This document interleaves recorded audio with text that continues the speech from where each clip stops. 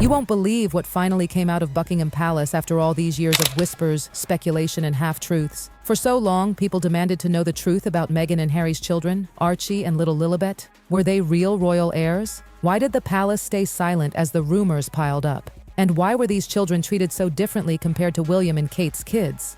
At last, the palace spoke. And let me tell you, it wasn't through press conferences or carefully worded interviews. Oh no, they chose their deadliest weapon, the cold, emotionless world of official documents. Legal orders, final directives, not gossip, not warnings, not negotiations. Just brutal, irreversible commands that left no space for doubt. With one stroke of a pen, the monarchy sent its clearest, coldest message. Archie and Lilibet's claims to royal identity? Gone. Completely erased. And here's the twist. This wasn't personal, at least not on the surface. It wasn't some petty grudge from William or a vendetta from Charles. It was something far older, far more ruthless. Royal protocol. The same ancient rules that had protected the crown for over a century were now being used to slam the door on Meghan and Harry's children. To understand why the monarchy waited so long and why they finally moved with such icy precision, you have to go all the way back to 1917, during King George V's reign. Europe was at war, thrones were toppling left and right, and the British monarchy itself was under threat. That's when George V made a decision that would haunt Archie and Lilibet more than 100 years later. He issued what became known as the Letters Patent. Doesn't sound dramatic, right? But these papers reshaped everything. They set the rules on who could and could not call themselves prince or princess.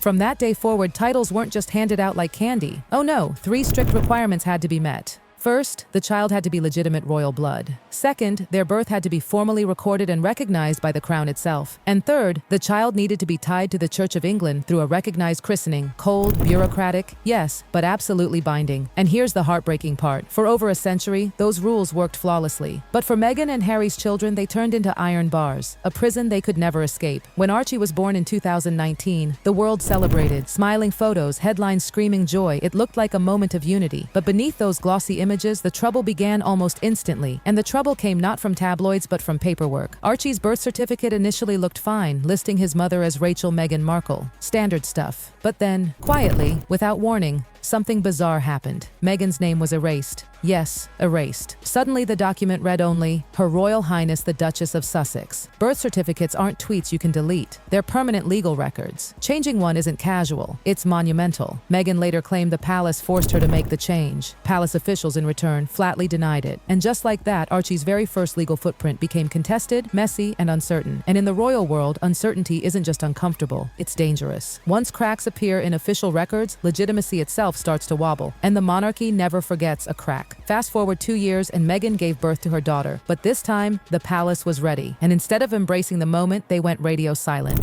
Lilibet's birth wasn't announced by Buckingham Palace at all. No grand proclamation, no royal doctors stepping forward, no ceremonial acknowledgements. Instead, it was Meghan and Harry who broke the news with a sleek press release from sunny California. But for centuries, royal births weren't just family events. They were national milestones, sealed with pomp and protocol. Every detail mattered. The place of birth, which witnesses were present, whose signatures were inked, and how the palace stamped the event into history. That was legitimacy. That was how you proved a child belonged to the royal record. For Lilibet, none of this happened. And that silence wasn't an accident. It was deliberate. To the monarchy, her birth was essentially invisible. Not denied, not attacked, but simply left outside the walls of history. And as if that wasn't bad enough, Meghan tried to bridge the gap with Lilibet's baptism. She announced it proudly, with pictures glowing with Californian sunshine. But royal law doesn't care about smiles and celebrations. It cares about protocol, and whispers quickly spread through the palace corridors. The ceremony wasn't formally recognized by the Church of England, which meant in the monarchy's eyes it wasn't really a baptism, just a nice family gathering.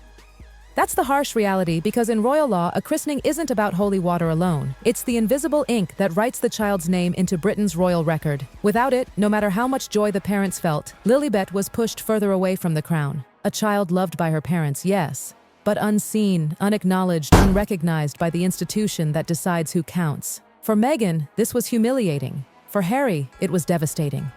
Behind the scenes, reports say Harry was calling home late at night, voice cracking with desperation, begging his family to reconsider. He pleaded that his children still carried Windsor blood, that their lineage couldn't just be brushed aside. To Harry, stepping down from duties was one thing, but seeing his kids erased from royal history, that was unbearable. And yet, the response he got was colder than the palace walls themselves. One aide allegedly reduced his anguish to a single chilling line: "This is not about emotion. This is about order, lineage, and the future of the crown." For Harry, Those words were like a death sentence. Not for him, he had already accepted his role as an exile. But for Archie and Lilibet, it was the cruelest blow. Their royal identity wasn't taken away in a dramatic public fight. It was quietly, surgically erased. And then it happened. The final move. Quiet, efficient, deadly in its precision.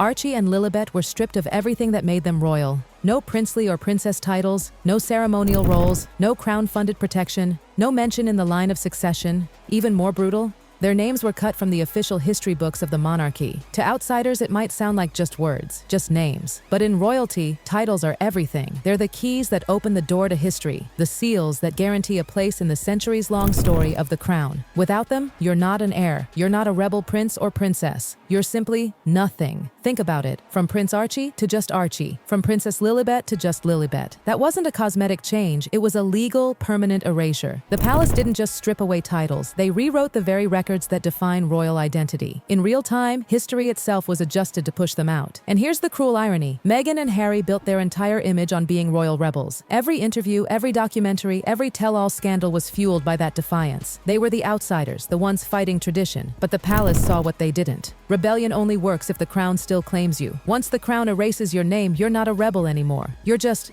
gone. The monarchy didn't need to fight Meghan and Harry in the press. They didn't need to answer Oprah interviews or Netflix specials. They didn't even need to shout back. They simply waited in silence. And when the time came, they moved with surgical calm, stripping succession rights, erasing titles, and cutting the cord once and for all. Archie and Lilibet aren't rebels. They're not even royal exiles. They're outsiders, absent from the official royal story. And that is the monarchy's greatest weapon: silence. No shouting matches, no dramatic speeches, just the quiet stroke of a pen that changes history forever. It's brutal, but undeniable. The crown does not bend for personalities, for fame, for popularity, or even for love. Order comes before affection, lineage comes before emotion, always. For Meghan and Harry, the consequences are devastating. Their brand, this carefully constructed image of being the crown's loudest rebels, collapsed the moment their children were erased. Because here's the truth. Without heirs, there's no dynasty. Without titles, there's no rebellion. There's only silence. A silence louder than any Netflix special or memoir could ever be. And so, the scandal that began with whispers of surrogacy, with speculation and gossip, ends not with fireworks, but with erasure. Archie and Lilibet will grow up in California, surrounded by love from their parents, no doubt, but in the records that last for centuries, they're missing, absent. Ghosts in the royal timeline. For the monarchy, the case is closed, the documents are filed, the matter is over. For Meghan and Harry, it's a wound that will never heal. For Archie and Lilibet, it's the cruelest inheritance of all. Not wealth, not glory, but absence. An absence written in ink, sealed in history, that no fame, no fortune, and no scandal can ever erase. And that's the shocking truth. After years of silence, whispers, and speculation, Buckingham Palace finally revealed where it stands. Not through press briefings, not through media spin, but through its deadliest weapon, protocol. Cold, silent, merciless protocol.